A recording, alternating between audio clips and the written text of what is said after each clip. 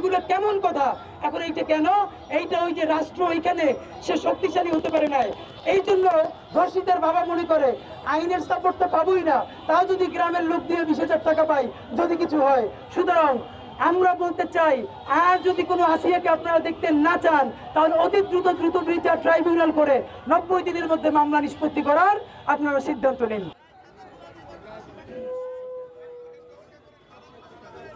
উপরে